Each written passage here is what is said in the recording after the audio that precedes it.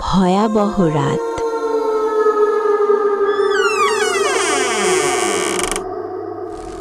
আপনি যদি মজার সাথে সাথে সুন্দর শিক্ষামূলক কার্টুন গল্প দেখতে ভালোবাসেন, তাহলে এক্ষুনি আমাদের চ্যানেলটি সাবস্ক্রাইব করে পাশে থাকা বেল আইকনটি চাপুন, কারণ এখানে প্রতিদিনই আমরা নিয়ে আসি নতুন নতুন মজার ও শিক্ষামূলক কার্টুন ভিডিও, যা আপনার সময়কে করবে আরও আনন্দময়। চাঁদপুর গ্রামের মানুষ সূর্য ডোবার আগে দরজা জানালা বন্ধ করে দেয়। নিয়মটা কেউ লিখে দেয়নি, তবু সবাই মেনে চলে, যেন এই নিয়ম ভাঙলেই অদৃশ্য কারোর দৃষ্টি ঘাড়ের ওপর নেমে আসবে। দিনের বেলায় গ্রামের রাস্তায় পায়ের আওয়াজ, গরুর ডাক, শিশুর খেলাধুলা সবকিছু স্বাভাবিক। কিন্তু সন্ধ্যার পর গ্রামের আকাশ ম্লান হয়ে আসে। বাতাস ভারী, নদীর ওপার থেকে ভেসে আসে নিঃশব্দ নীরবতা। মিনা ছোটবেলা থেকেই শুনেছে, রাত নামলেই নদীর ওপার অচেনা হয়ে যায়। মানুষ হারিয়ে গেছে, আর তারা এখন শুধু অপেক্ষা করছে। কিন্তু মিনার মধ্যে অন্যরকম কৌতূহল জন্মেছে। ভয় তাকে আটকাতে পারে না, বরং ঠেলে দেয় অজানার দিকে। সে বারবার প্রশ্ন করে, কেন সবাই রাতে নদীর দিকে তাকাতে চায় না? ডাক যারা শুনেছে তারা কেন উত্তর দিতে পারছে না? কে ডাকছে, মানুষ নাকি স্মৃতি? সেদিন বিকেল থেকেই আকাশ অদ্ভুত রঙে রাঙানো। পাখি দ্রুত বাসায় ফিরছে, গরু খোয়ারে ঢুকছে। মিজু বারবার বলছে, দিদি আজ বাইরে যাস না, আজকে কিছু একটা হবে।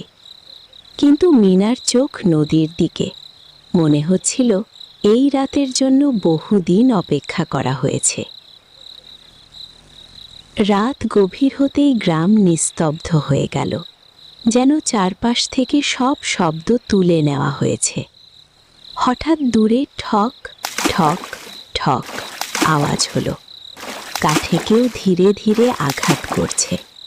মিজু মায়ের গায়ে গা লাগিয়ে বসে রইল। বাবার মুখ শক্ত, কিন্তু তিনি শুধু বললেন, যাই হোক, কেউ দরজা খুলবে না। ভেসে এলো সেই ডাক, মি না। দূর থেকে, পরিষ্কার, বহুদিন ধরে জমে থাকা ডাক আজ বেরিয়ে এসেছে। মিজুর হাত বরফ হয়ে গেল। সে মিনার দিকে তাকালো, কিন্তু মিনার চোখে ভয়ের সঙ্গে সঙ্গে অন্যরকম আকর্ষণ, যেন এই ডাক সে আগে শুনেছে। ডাক আবার এলো, এবার কাছে, মিনা। ঘরের বাতাস ঠান্ডা হয়ে উঠল, কপালে ঘাম জমল।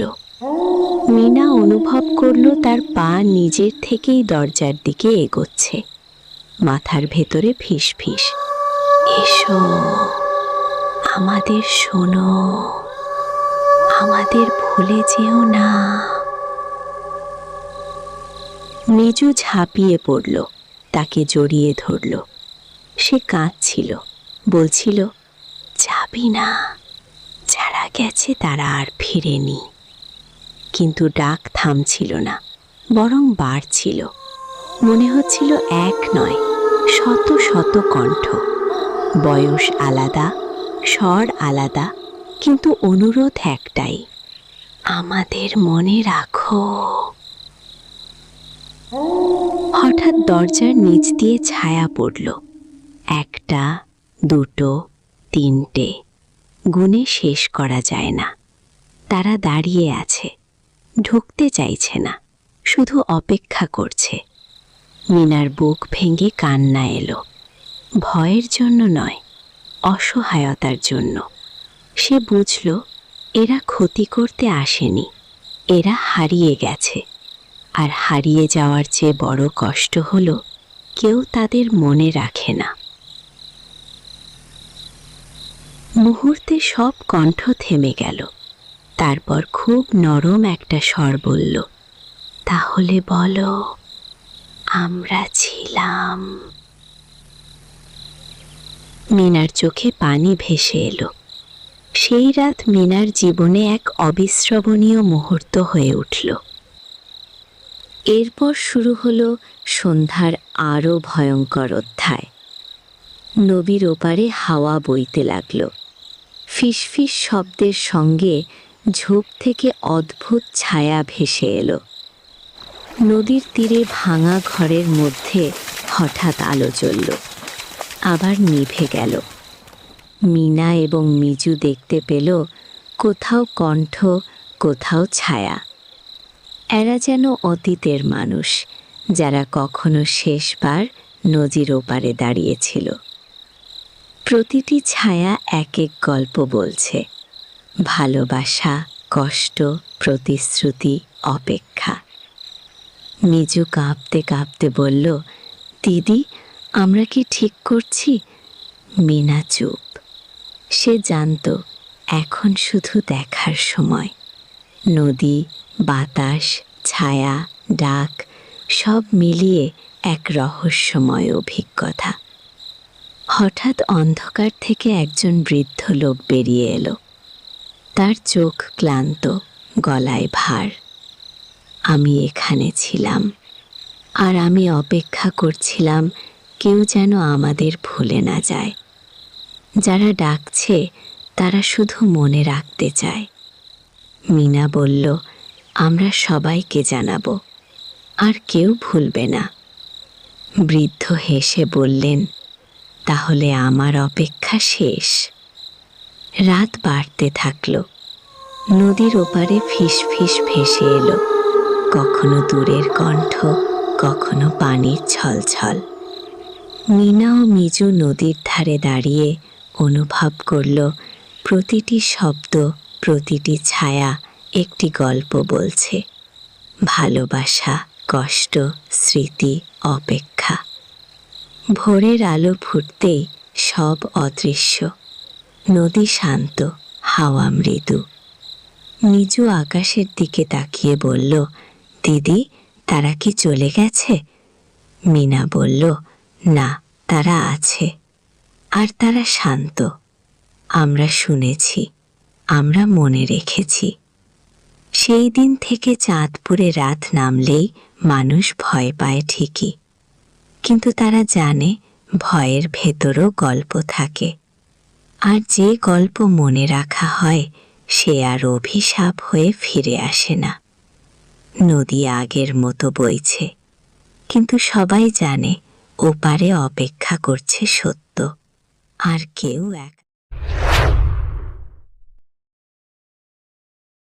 একটা ছোট্ট গ্রাম, সবুজে ঘেরা বাগান। সেই গ্রামেই থাকে রাজু, চঞ্চল, দুষ্টু, কিন্তু ভেতরে ভেতরে একেবারে খারাপ নয়। কিন্তু একটা ভুল অভ্যাস ধীরে ধীরে তাকে নিয়ে যাচ্ছিল ভুল পথে। আজ আমরা শুনব রাজুর সেই গল্প, যেখানে ভুলের শাস্তি আর শিক্ষাই বদলে দেয় একটা জীবন। গগন চাচা, আপনার আমগুলো কি মিষ্টি! গত বছরও যেমন ছিল এবছরও তেমন, ঠিক সেই টাটকা স্বাদ, গন্ধ আর রসালো ভাব। আপনার আমের জুড়ি মেলা ভার। আহা, সব তো আর আমার হাতে হয় না মা। সবই মাটির গুণ, গাছের যত্ন আর ভগবানের দয়া। মাটি উর্বর থাকলে আর বৃষ্টি ঠিকঠাক হলে ফল ভালো হবেই, সে তো প্রকৃতিরই নিয়ম। তবুও আপনার হাতের জাদু আছে মানতেই হবে। অন্য কারো গাছের আম এত মিষ্টি হয় না। সে আপনাদের ভালোবাসার ফল মা। কিন্তু চাচা, ইদানিং তো শুনছি আপনার বাগান থেকে নাকি ফল চুরি হচ্ছে। লোকমুখে খুব শোনা যাচ্ছে আপনার কষ্টের ফল নাকি রাতের আঁধারে গায়েব হয়ে যাচ্ছে। আর বলবেন না বাবা, এই একটা চিন্তা নিয়েই তো রাতে ঠিকমতো ঘুম আসে না। মনের শান্তি উবে গেছে। নিজের হাতে গড়া বাগান, ফলানো ফসল তা যখন এভাবে নষ্ট হয় তখন বুকটা ফেটে যায়। খুবই দুঃখজনক খবর চাচা।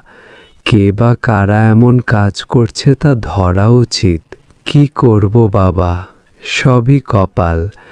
নজর রাখতে গিয়েও কুলিয়ে উঠতে পারছি না। পাশের দোকানদার কিছুক্ষণ ভাবার পরও কিছু বুঝে উঠতে না পেরে সে সেখান থেকে হনহনিয়ে চলে যায়। কোনো একদিন দুই বন্ধু বসেছিল বটগাছের তলায়। রাজু দুষ্টু চতুর, কিন্তু ভেতরে ভেতরে একা এবং ভালোবাসার কাঙাল। রাজু, চল না আজ নদীর ধারে মাছ ধরি। অনেক দিন হলো আমরা একসাথে জাল ফেলিনি। নিশ্চয়ই অনেক বড় বড় মাছ পাবো, বেশ মজা হবে। ধুর, মাছ ধরা এখন আর আমার ভালো লাগে না। ওসব বড্ড বোরিং কাজ। তার চেয়েও অনেক বেশি মজার আর উত্তেজনাপূর্ণ কাজ আছে আজ রাতে। জানিস, গগন চাচার বাগানের পেঁপেগুলো একদম পেকে লাল হয়ে আছে, দেখতেই লোভ লাগছে।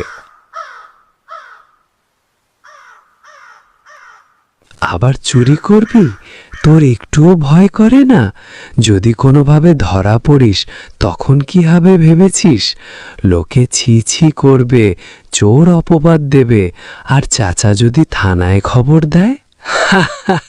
মিঠম, তুই একটা ভীতু। এতটুকুতে ভয় পেলে চলে নাকি? ধরা পড়ব কেন? আমি তো এমনভাবে চুরি করি যে কাক পক্ষীও টের পায় না। আমার হাত এতই সাফ যে কেউ ঘুণাক্ষরেও সন্দেহ করবে না। কিন্তু রাজু, এটা তো ঠিক না। গগন চাচা খুব ভালো মানুষ। তিনি দিন-রাত পরিশ্রম করে ফল ফলান, রোদ বৃষ্টি মাথায় নিয়ে বাগান পরিচর্যা করেন। তার কষ্টের ফল চুরি করা পাপ। আরে বাবা, তার তো অনেক ফল, প্রচুর ফল ধরেছে তার বাগানে। দু একটা নিলে কি এমন হবে? দেখবি কেউ টেরও পাবে না। চল, আজ তোকে দুটো পাকা মিষ্টি পেঁপে দেব, খেয়ে বলবি কেমন লাগলো।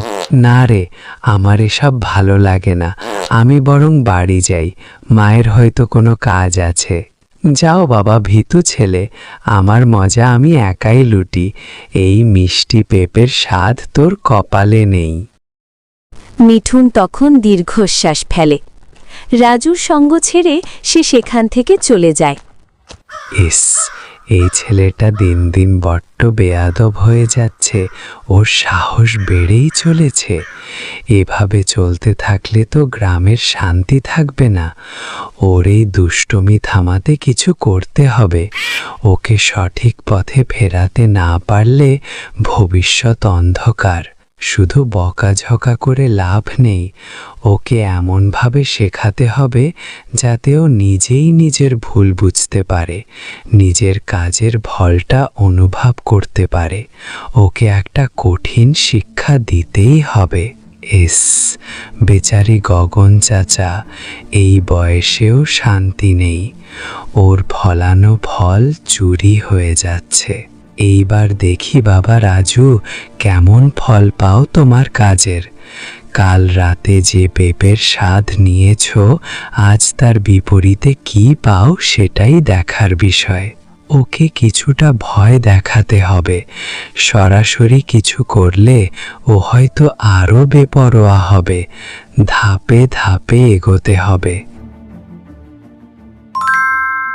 এটা এমন জায়গায় রাখলাম যাতে সহজে দেখতে না পায়, কিন্তু ধরতে গেলেই হাতে লাগে।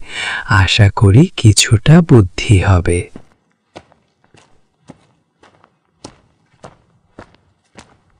আহ, এই আমটা তো স্বর্গের অমৃত।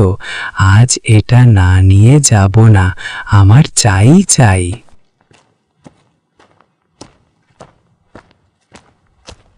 উফ, আউচ, মাগো, হাত কেটে গেল, রক্ত, অসহ্য ব্যথা, আর প্রিয় আমটা পড়ল।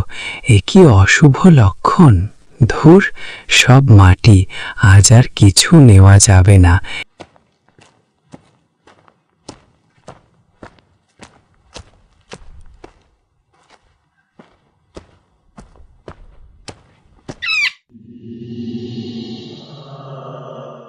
এটা নিশ্চয়ই কোনো দুষ্টু আত্মার কাজ। কাল কি হলো জানি না, কে বা কারা করেছে তাও অজানা, কিন্তু আমি হার মানছি না। এবার আরও সাবধানে যাব, উঁচু গাছে চড়ব, যেখানে কেউ আমাকে দেখতে পারবে না। এই হাত কাটার প্রতিশোধ নেবই, কেউ ঠেকাতে পারবে না।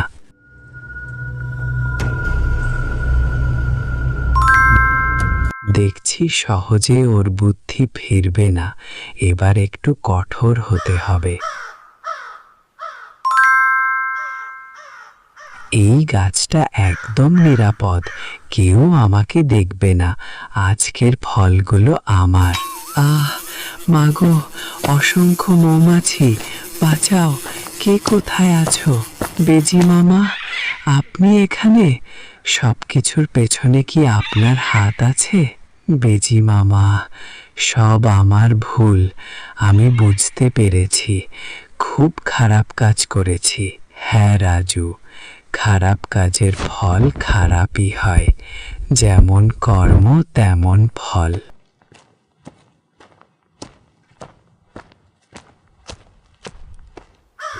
গগন চাচা, আমি আপনার কাছে আমার কৃতকর্মের জন্য ক্ষমা চাইতে এসেছি। গগন চাচার রাজুর এই সহানুভূতি আর তার কৃতকর্মের অনুতপ্ত দেখে খুশি হয়ে রাজুকে ভালো কাজের জন্য উৎসাহিত করল। ঠিক আছে বাবা, এখন থেকে ভালো কাজ করবি। খারাপ কাজ করলে ফল খারাপ, ভালো করলে মিষ্টি।